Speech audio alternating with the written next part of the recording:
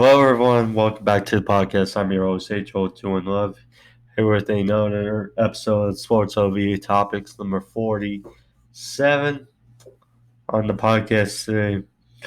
Got a bunch to go over today. I'll be going over the big MMA events going over from this past weekend, as well as my predictions on the NBA play-in tournament, because now we're gearing up and almost done with the season. It's going to end later this week, so get my predictions. I mean, they shouldn't change too much, although the standings pretty much change every day, but so go over all that today on the podcast. If you're new to the podcast and you like sports news and features as well as pro wrestling reviews, click that subscribe button. Thank you. And also like when her as well. So click on that. Thank you. And let's get into the deeds of the podcast today. So, first on the podcast today, going over Bellator 258. We saw that this past weekend. Very telling and very newsworthy Bellator event happened. We had some heck fights headlined by Sergio Pettis versus Juan Archuleta for the Bellator Bantamweight Championship. But first, I want to go over Michael Venom Page is still in style, the top of the Bellator welterweight division, as he stops. Well, it was a referee stoppage, but still pretty telling. Michael Van Page, broke the nose of top contender Derek Anderson in beautiful fashion. In the first round, he landed a. This is what's so good about Michael Van Page. Now people can hate on him for his antics, how he's a showmanship, basically, and the way he carries himself, but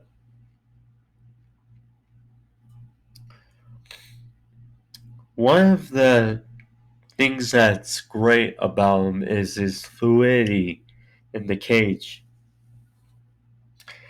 And that's kind of what we saw in this stoppage, which landed with a beautiful. I mean, it didn't even look like he was going for an actual head kick. It looked like he was going like a side head kick, just lifting up the foot to the head. Casual head kick, like not even full force. And you can tell it shatters and breaks the nose in half of Derek Anderson. I mean, he looked like a pig after in the second round after the fight was over, because that's how bad his nose looked after that kick. And it was corner stoppage, or basically it was a stoppage. I didn't see it if it was actually referee stoppage or corner stoppage. Either way, big statement by Rampage still staying atop of the 170-pound division of Bellator.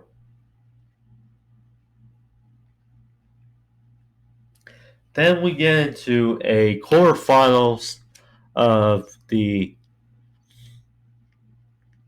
Bellator Light Heavyweight Grand Prix. So it was supposed to be Anthony Rumble Johnson making his return against Yoel Romero. But Romero had some issues with his pre-fight physical, or might have been drug test, I don't know, but he failed the pre-fight process, and thus Jose Augusto slotted right in to the co-main event slot against the returning Rumble Johnson. Now, right off the bat, you can tell, and of course, age probably plays a factor in this, but Rumble looked as lean as I've ever seen him. He just looked lean in his return from years off since he lost Cormier the second time.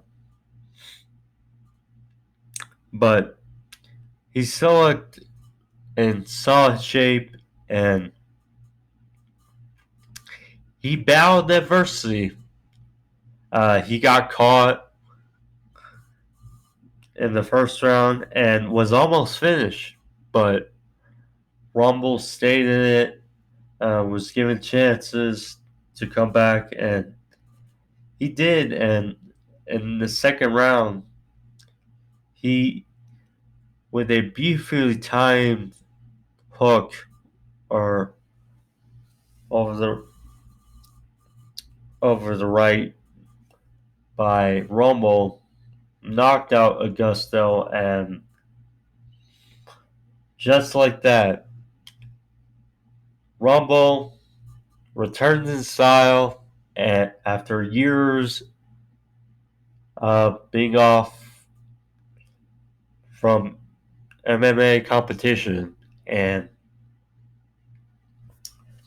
just like that, he's in the semifinals of the Bellator Light Heavyweight Grand Prix, and I believe he's going to be facing off against current light heavyweight champion Vadim Nemkov, which should be a very interesting fight in the semifinals. So, should be interesting. But hats off to Rumble. He was critical of his performance being back. I mean, I get it. He's a competitor and he was caught, but after years of being off, yeah, he can be rusty, and especially in new competition, it's a new atmosphere a little bit in Bellator. But a win for Rumble is a win for Rumble. And then we get to the main event. Sergio Pez challenging Juan Archuleta for the Bantamweight Championship. Now, Juan is as skilled as they come. Sergio, we know he's still relatively kind of new to Bellator. He's had a few solid fights in Bellator, at least from my knowledge, and he's built himself up to the point where he's challenging Juan for the bantamweight throne, and in a lot of ways shocked the world with beating Juan in a unanimous 5-round decision and winning the Bellator bantamweight crown. I mean, see, he's now the second pass to win a title. Of course, his big brother Anthony did it in the UFC, and now Sergio is champ and Bellator. I mean, Sergio in the UFC, we know he was young. I mean, he's still relatively young, but in the UFC, he started off on a nice win streak, and then he was still kind of green, still kind of learning himself, and he lost some big fights against big name opponents such as Henry Cejudo, Alex Caceres, Bruce Leroy, and then he never really took that jump, basically. He won some soft fights against solid guys, but never really took that big jump. And in this case, he's built himself up, and he is now bantamweight champion of the world. So good for Sergio and good for Anthony. Now, off the review of Bellator 258, we go to UFC 262 preview of Saturday. UFC 262 headlined by Michael Chandler versus Charles Oliveira for the vacant 155-pound title of the UFC, vacated by Khabib. Now we will get a new king of the 155-pound division. But the question is who? Now, we also have some solid fights also on the card. We have Tony Ferguson returning against Vanil Dariush. And we also have Jacare on the prelims. We got some quality names on the card for Saturday. Now, before I get into my prediction of Oliveira versus Chandler, the co-main event is really interesting because we got Tony Ferguson, El Kakui versus Vanil Dariush. Now, Tony Ferguson, we know, had a hellacious win streak in the UFC, but he's lately faltered in bad ways. But, you know, the brutal loss to Gaethje, the brutal loss to,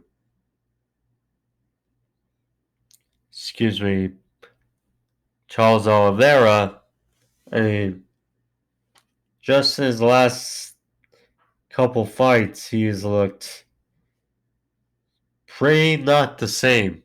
And this is a real turning point because Beneil Dariush is on a roll, and he's no joke. He is a solid Brazilian Jiu-Jitsu fighter, and he also has good stand-up to contend with. So this will be a big test for both men. And I mean, we're going to find out how much Tony Ferguson has left in tank because the last couple fights he has not looked like who he once was. So I'm not gonna make a prediction on that fight, but as far as the main events, Charles Oliveira versus Michael Chandler, a really good one. Michael Chandler,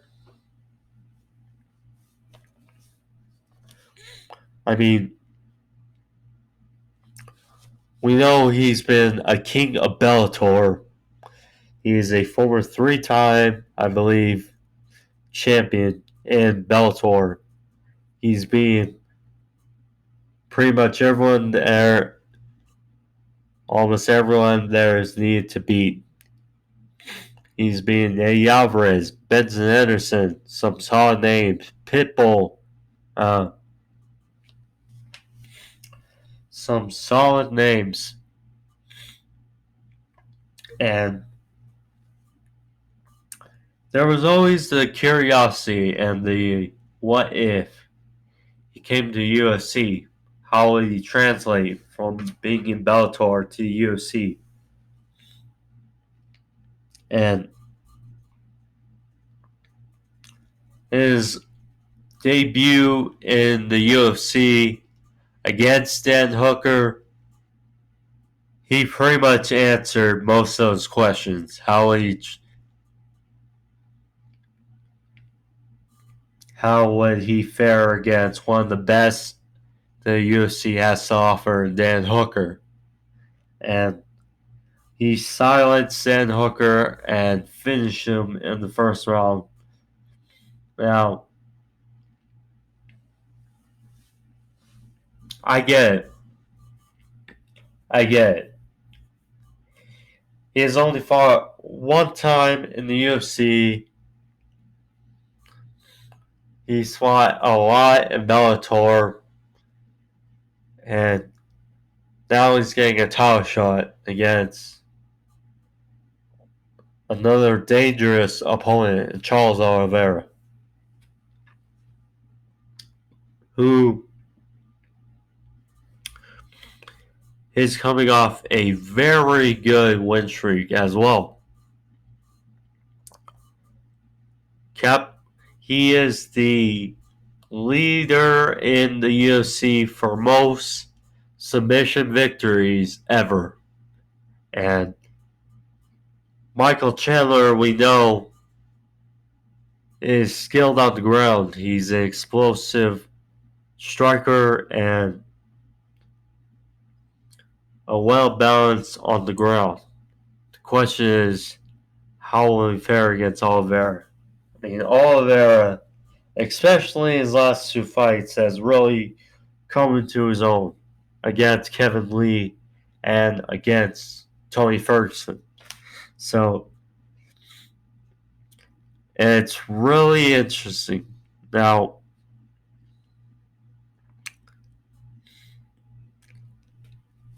the thing is, Chandler has the advantage on the feet. We can pretty much say that. And Oliveira has the advantage on the ground. Now, Michael Chandler,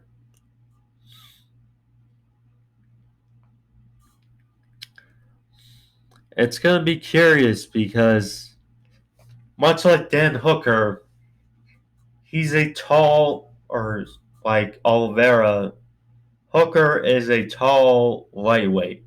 He is a tall lightweight. And we saw that kind of facing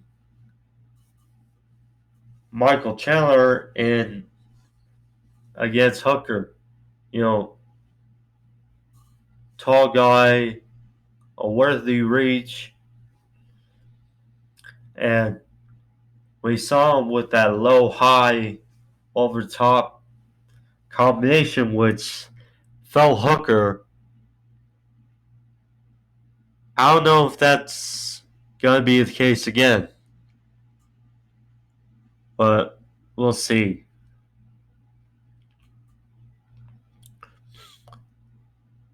If I have to be honest, though, I'm gonna go with Charles Oliveira.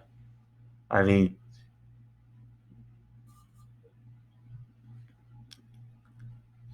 I just think that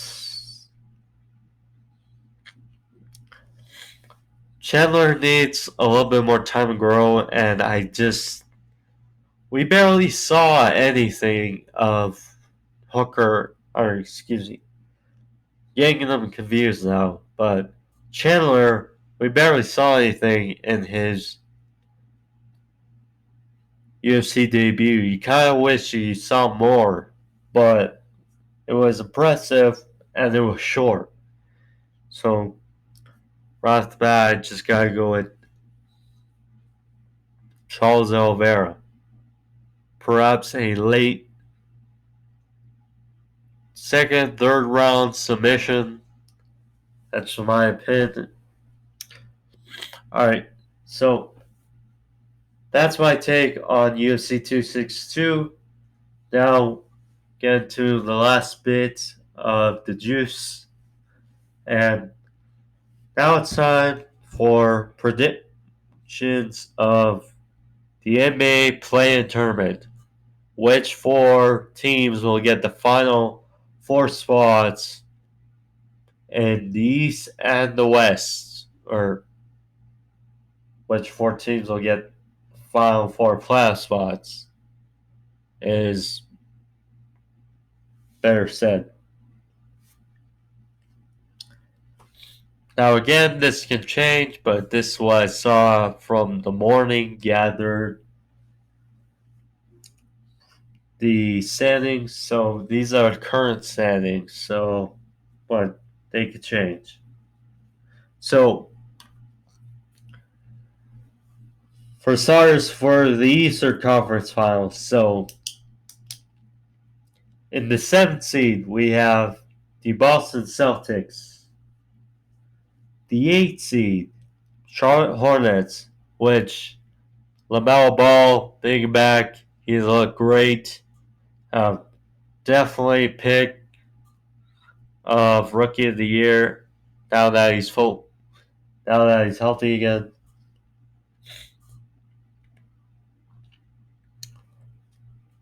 Number 9, the Washington Wizards, and 10, the Indiana Pacers. So by the rules of the play-in tournament, we would get the Boston Celtics hosting the Charlotte Hornets and the 9th seed Washington Wizards facing the Indiana Pacers.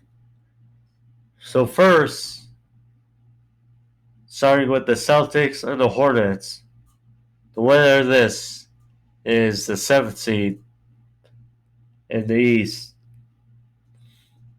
I mean, the Celtics have been very on and off this year. I mean, there have been times where they've looked great, and there have been times where they've looked upsetting, and it's really difficult sometimes as a fan of the Celtics. And Jason Tatum, we know how he is. He has looked great over the last number of games. You know, they got Kemba Walker. Uh, they got some size, and they got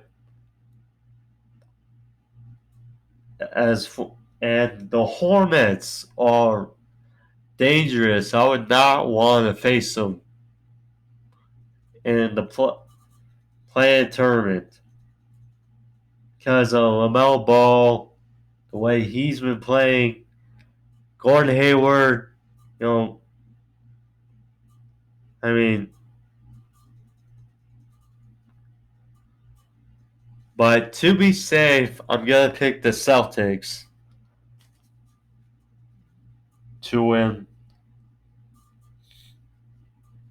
So that would mean that the Celtics would have the 7th seed, and the Hornets would face the winner of the next seed for the 8th seed.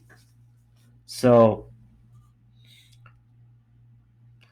we got the Washington Wizards versus the Indiana Pacers. Now, Russell Westbrook, I must give it to him. He has,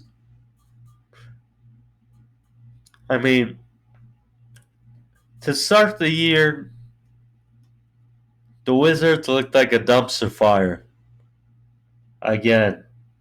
Now, the Wizards have hope, and part of that is due to Westbrook. He tied Oscar Robertson for all-time triple-doubles, giving them a chance in the play-in tournament and possibly make the playoffs. The Indiana Pacers, they've done well, and I mean, Brogdon, I like him. Turner,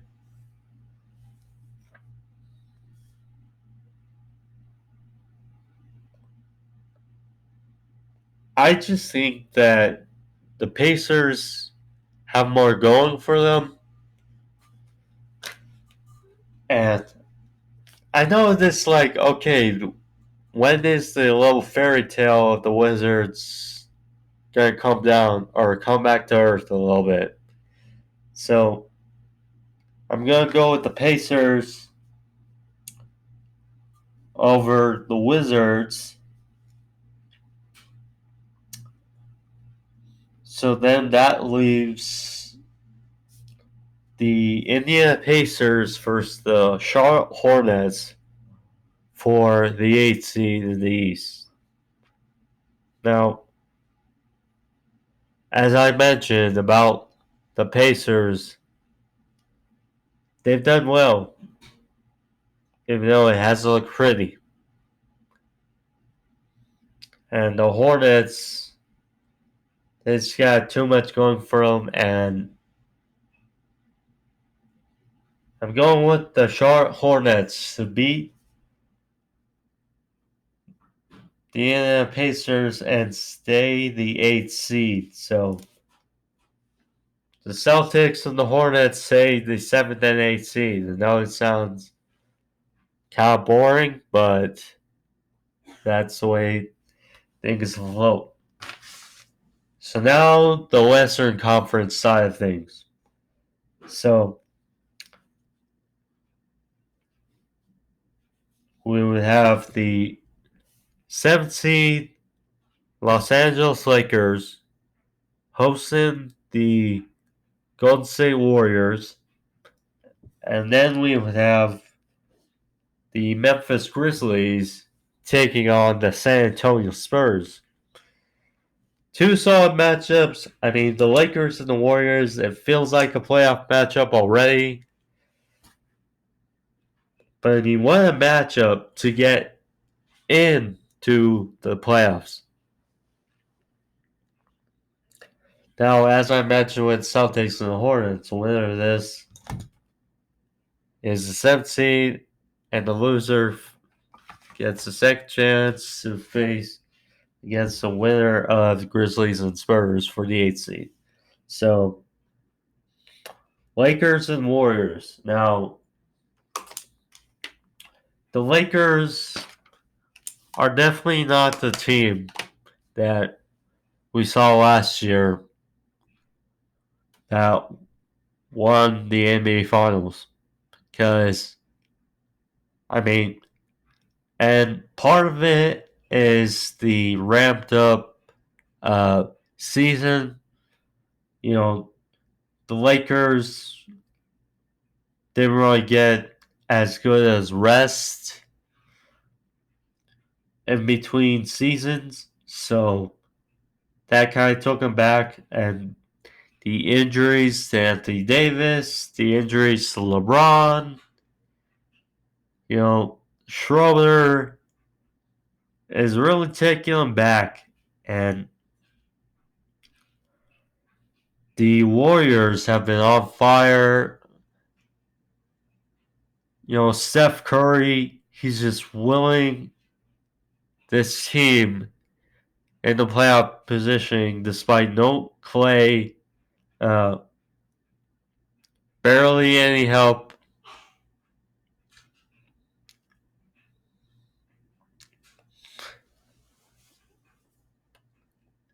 If LeBron is playing, and from what I've been hearing,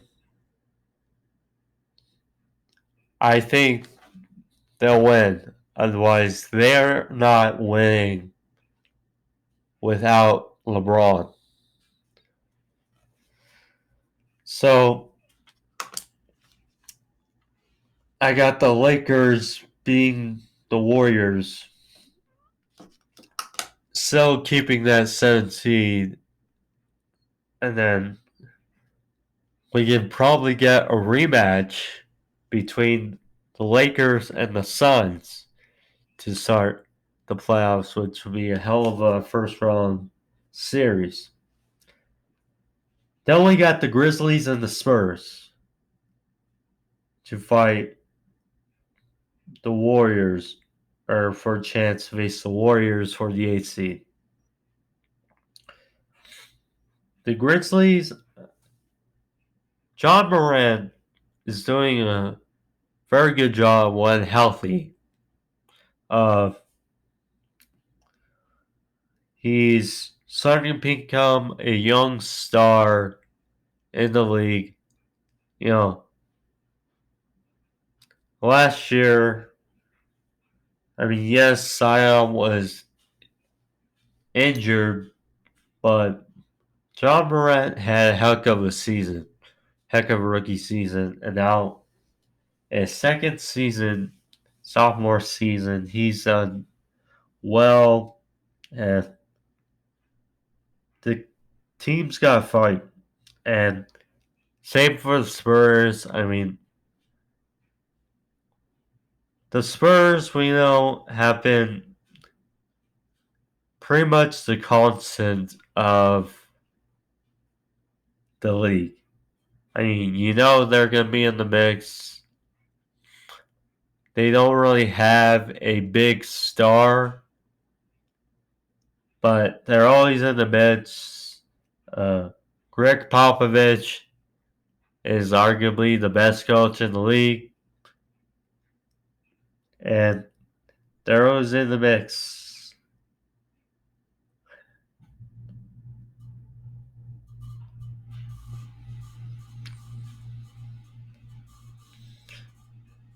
Because last season,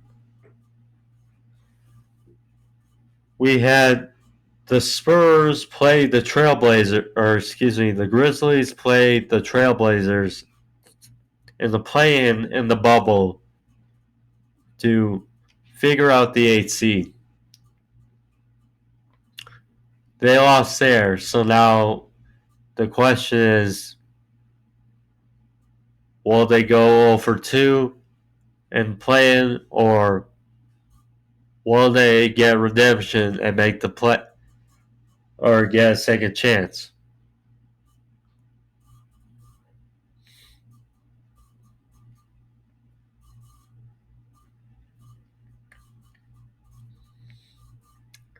If you ask me, I'd say no. I think that the Spurs do enough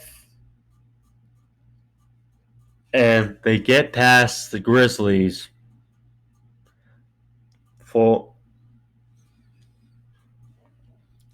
and they get a shot at the Warriors for the 8th seed.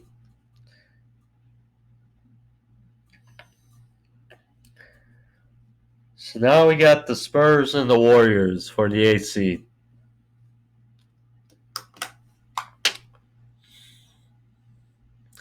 Steph Curry against the Spurs again. It just feels like natural when it comes to the Spurs and the Warriors. Always having good matchups, whether Kawhi be involved. I mean, just it feels like it never gets dull, really, hearing this matchup come up. Now, fighting for a playoff spot, the Spurs and the Warriors.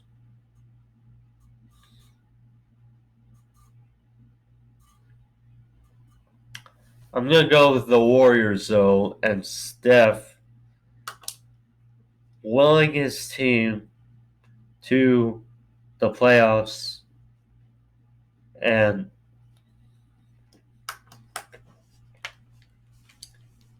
if the standings stand, it would have the Warriors, if this format, face the Utah Jazz. And that would be a heck of a first round series as well. After hearing how good the Jazz have been.